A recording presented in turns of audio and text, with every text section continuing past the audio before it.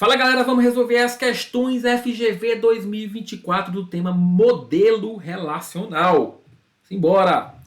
Então, modelinho relacional, questões FGV 2024. Primeira questão sobre formas normais. Uma tabela, questão bem direta, né? Uma tabela encontra-se na quarta forma normal quando, além de estar na terceira, não contém o quê? Quarta forma normal, além de estar na terceira, não contém dependência multivalorada. Presta atenção que você não me vai para nenhuma prova que cai modelo relacional sem saber os conceitos associados a cada forma normal. Então nós vamos consolidar aqui, ó. Primeira forma normal é o quê? Atributos atômicos.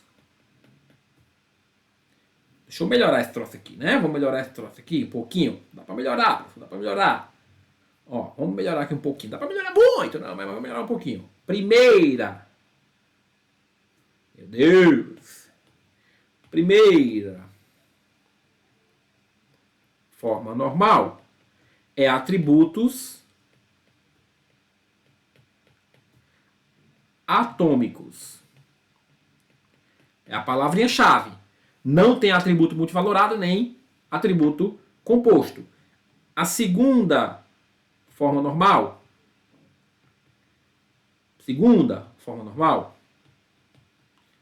Eita! A primeira forma normal é atributo atômico. A segunda forma normal é não dependência parcial. A terceira forma normal é não dependência transitiva. A quarta forma normal é não dependência multivalorada. E a quinta forma normal é não dependência de junção. Não dependência de junção. E aqui a de Boyce-Codd, né? Fn. Opa, aqui não. Aqui não, professor. No meio da 2 não, no meio da 3, né? No meio da 3 ali. Segunda, terceira. Aqui no meio da 3 tem a FNBC, que é o quê? Todo determinante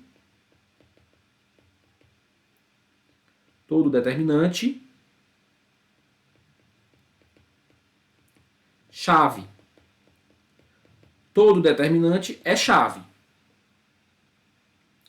Então isso aqui não pode ir para a prova sem saber. Para não errar esse tipo de questão direta. Então dependência multivalorada. Bacana? Agora vamos lá. Considere as tabelas relacionais T1 e T2, de acordo com as colunas e instâncias abaixo descritas. Na execução dos comandos SQL, assuma que o mecanismo de banco de dados considera valores null como valores desconhecidos. Nem é de SQL essa questão, mas vamos lá. Tomando como base somente as instâncias T1 e T2, anteriormente apresentadas, considere o conjunto de dependências funcionais que possivelmente poderiam ser verificadas. Então agora a gente vai ter que analisar o seguinte: se essas dependências funcionais são válidas ou não, dadas as tabelas que nos foram apresentadas. Como é que eu avalio uma dependência funcional? O que é uma dependência funcional? Dependência funcional é um atributo determinar o valor de outro, ou um conjunto de atributos determinar outro conjunto. Pode ser um ou mais sempre. E qual que é a regra básica? A regra básica, pessoal, da dependência funcional é o seguinte: sempre um valor do determinante vai levar o mesmo valor do determinado. A partir de um valor do determinante, eu consigo identificar qual é o valor do determinado. Um exemplo, CPF e nome. A partir do CPF, eu consigo encontrar seu nome. Então, CPF determina o nome. Qualquer CPF que eu dou na tabela, você encontra o nome. E o CPF não pode ser nulo. Porque se ele puder ser nulo, como é que eu vou identificar? Então, o determinante é todo o valor dele vai levar o mesmo valor do outro, eu vou sempre identificar, e ele não pode ser nulo naturalmente, porque se ele for nulo eu não consigo chegar a lugar nenhum. Certo? Então, com base nessa regra básica, a gente vai olhar para as tabelas e vai analisar. A gente vai olhar para as tabelas e vai analisar. P determina N. Vamos ver. P determina N significa que qualquer valor de P que eu te dou, você sabe exatamente quem é o N? Se eu te digo que P é 1, você sabe que N é 10. Se eu te digo que P é 2, você sabe que N é 40. Se eu te digo que P é 3, você sabe que N é 20. E se eu te digo que P é 4, você sabe que N é 10. Ou seja, isso aqui é válido. Porque qualquer valor de P que eu te dou, você sabe o valor de N. Ou seja, para cada valor de P, existe um único valor de N. Se eu te pergunto, olha, o P é 3, quanto é o N? 20, você não vai pestanejar para dizer. Você vai dizer tranquilamente. Então essa dependência é válida. Olhando para esses dados aqui. Bacana? N determina P. Vamos lá, ó. A partir do 10 eu chego no 1. A partir do 40 eu chego no 2. A partir do 20 eu chego no 3. A partir do 10 eu chego no 4. Opa! Eu tenho dois valores 10. E a partir dele eu chego em dois valores diferentes. Significa o quê? Que se eu te disser que o N é 10, você não sabe quanto é o P. Se P é 1 ou 4. Então isso aqui não é válido, essa segunda. Não é válido essa segunda. Porque você não sabe identificar. A partir de um valor de N, não é possível identificar sempre, a partir de um valor de N, qual que é o valor de P associado. Por isso que a dependência 2 não é válida. Agora vamos para o E determina Q. Né? E determina Q. O E1, você sabe que é 10. O E2, você sabe que é 40. O E3, você sabe que é 20. O E4, você sabe que é 10. Ou seja, você consegue tranquilamente, eu te dando um E, você sabe quem é o Q. Pessoal, cuidado. Não importa se o determinado repete. Quem não pode determinar, quem não pode repetir, levando para valores diferentes, é o determinante. Tá? Ah, mas o que repete, professor? 10. Não interessa. O que interessa é que se eu te digo um E, você sabe quanto é o que. Para esse caso aqui. Então, por isso que o 3 é verdadeiro. O 3 é válido. Certo? Então, ó. Eu já sei que 1 e 3 são válidos. Então, eu já poderia eliminar aqui o item A. Eu já poderia eliminar aqui o item C. Já poderia eliminar o item D. Eu já ficaria com 50% de chance de acertar a questão. Se eu quiser ser esperto, o que é que eu faço para resolver essa questão mais rápido na hora da prova? Eu já vou pular para o 8 ou para o 7, porque agora eu já sei que não tem os demais aqui, né? Então, ó, 7 e 8. Eu só quero saber se eles são ou não. Então, vamos lá para o 8. Ó. PQ. P determina Q. A partir do valor de P, eu consigo dizer qual é o valor de Q. Ó. 2 determina 10. 2 chega em 10. 3 você chega em 40, 8 você chega em 20. Ou seja, se eu te disser qualquer desses valores, tudo bem, você sabe quem é o Q. Agora, o P tem um valor nulo. E aí? Como é que eu vou identificar? Se eu não sei nem qual é o valor de P, como é que ele vai determinar alguém se ele pode ser nulo? Não dá, né? Não dá. Então isso aqui é um problema para essa regra. Por isso que essa regra não vale. Se essa regra não vale, analisando 4 regras ao invés de 8, a gente já chegou no gabarito. Vê como é que você vai resolver a questão na hora da prova, para não perder tempo. Mas vamos analisar os demais que a gente está estudando. E determina P. Vamos lá. A partir de um valor de E, você chega sempre... Você sabe quem é o valor de P? Ó? A partir do E, você chega no valor de P. 1 eu chego em 2. 2 eu chego em 3. 3 eu chego em 8. E 4 chega no. Opa! A partir de E eu chego em P, né? Ou P, tá certo? Então, 1... 2, 3, 4. Qual que é o problema? A gente não sabe quem é o valor de P para o E igual a 4. Se a gente não sabe quem é o valor de P para o E igual a 4, ele não determinou. Porque para determinar um valor tem que levar no valor válido. Então ele não determinou. Então por isso que essa 4 não é válida. A 5. Q determina P. Mesma coisa, né, pessoal? Vai acontecer aqui, ó. Quando eu chegar no valor 10, na verdade o que é pior? Porque eu tenho um 10 aqui em cima que vai levar para o 2 e eu tenho um 10 que vai levar para o nu. E agora? Se eu te disser que o que é 10, você não sabe se o P é 2 ou você não sabe se é nu. Ou se é pior ainda, você não sabe nem qual é o valor. Você não sabe se é um valor válido ou um valor desconhecido. Então também não é válido isso aqui. Q determina o E? Vamos lá. Q determina o E? limpar aqui. Q determina o E. A partir do Q, ó, veja que o Q eu já tenho dois valores repetidos.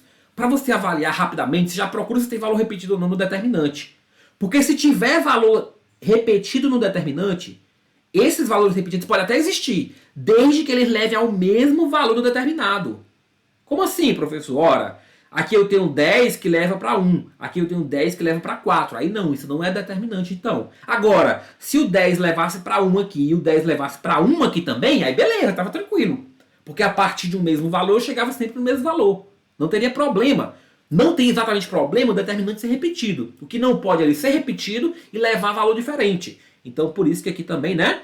QE tá errado. E o PE é aquele problema do nulo, né, pessoal? Então o P não pode determinar aqui. Nessa tabela 2, ninguém.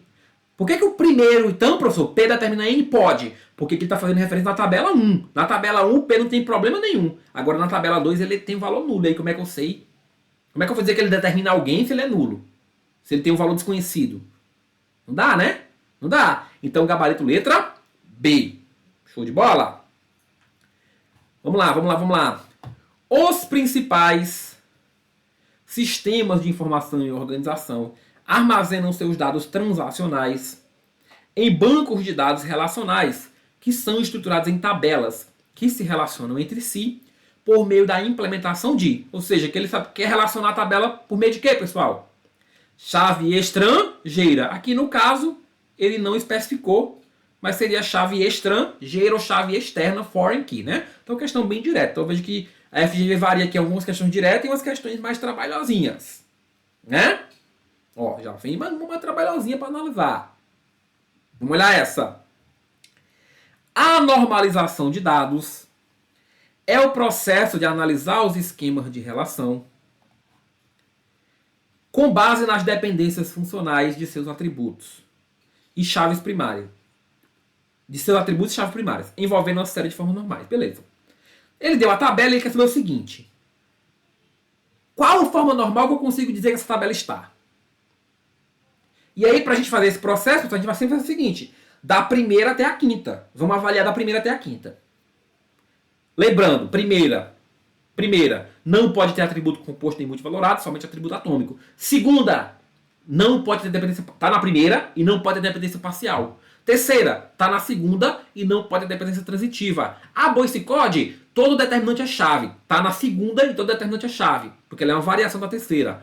A quarta, está na terceira e não tem dependência multivalorada. E a quinta está na quarta e não tem dependência de junção. E aí a gente vai avaliando uma por uma dessa tabela aqui agora. É uma questão de normalização que não é direta pela definição. Você vai analisar a tabela. Então vamos analisar a tabela. Pessoal, vamos lá. Ó. Possui chave primária composta. Ele possui chave primária composta, tá? Atributos com valores atômicos. Ó, se ele diz que o atributo são valores atômicos, ele está na primeira? Sim. Ele já está me dizendo, a questão está me dizendo, eu nem preciso olhar para a tabela. A questão me disse que ela só tem atributos atômicos, valores atômicos. Está dizendo que tem atributos com valores atômicos. Perfeito. Atributos com valores atômicos. Perfeito. Então, primeira. Aí vamos para a segunda. Tem dependência parcial? Tem dependência parcial? A questão não me disse. A questão não me disse se tem dependência parcial. Só que é o seguinte, ela me disse que a chave primária é composta. Se a chave primária é composta, eu posso ter dependência parcial? Posso. Eu só não poderia ter se a chave fosse simples. Se a chave fosse uma, provavelmente os atributos chave são esses dois aqui, né? Provavelmente esses dois aqui. Se a chave fosse simples, aí eu diria que se está na primeira, está na segunda também automaticamente. Porque com a chave simples eu não posso ter dependência parcial. Agora, como ele diz que a chave é composta, aí eu não consigo dizer se está na segunda ou não. Eu não consigo dizer se está na segunda. Porque eu não sei se esse, por exemplo, aqui, ó, esse atributo depende só desse ou dos dois juntos. Então eu não consigo avaliar isso aqui. Então a segunda ela fica numa interrogação. A terceira, óbvio, se eu não consigo dizer se está na segunda, eu também não consigo dizer se está na terceira. Porém, a questão diz que não tem dependência transitiva. Não tem dependência transitiva. entre atributo não chave. Aí, por essa regra, ela estaria na terceira, né? Só que para ela estar na terceira, lembre que são dois requisitos. Dois requisitos. Tem que estar na segunda e não ter dependência transitiva. Como eu não consigo avaliar a segunda, eu não consigo avaliar a terceira. A questão deu a banca, né? Deu essa questão como letra C, por conta dessa dependência transitiva, não ter, né, dependência transitiva, ausência. Beleza. Só que ela esqueceu que aqui não dá para avaliar a segunda. Esqueceu que aqui não dá para avaliar a segunda. Então, embora a banca deu como C, essa questão deveria ter sido anulada. Deveria ter sido anulada. Bacana? Vamos lá. Mais uma de análise de tabelas de normalização. A normalização de dados, né? Beleza. Tá aqui. A tabela pedido, possui chave primária composta, que ele especificou os atributos. Essa questão tá mais bonita do que a outra. Vamos lá. ID pedido e ID cliente. Então esses dois são a chave. Atributos com valores atômicos. Então, vamos lá. Primeiro ok? Primeiro ok. Atributo com valor atômico. Aqui eu derivo a primeira. E diz que tem dependência parcial da coluna não chave, nome do cliente, com o ID cliente. Ou seja, o nome do cliente depende apenas de parte da chave. Aí ele já me especificou. Então não está na segunda. Pessoal, se não está na segunda, está no máximo na primeira. Não pode estar na terceira, não pode estar na quarta, não pode estar na quinta. Porque elas são cumulativas, lembre. Então aqui no máximo vai estar na primeira. E como é que eu sei disso? A questão podia ter sido difícil, me facilitou. Porque ela disse, ó, tem uma dependência parcial. Se tem uma dependência parcial dessa chave composta, não está na segunda. Embora esteja na primeira por ser atributo atômico. Então a questão é... Opa, errada não, né, pessoal? A primeira forma normal é a resposta da questão. Beleza? Show de bola?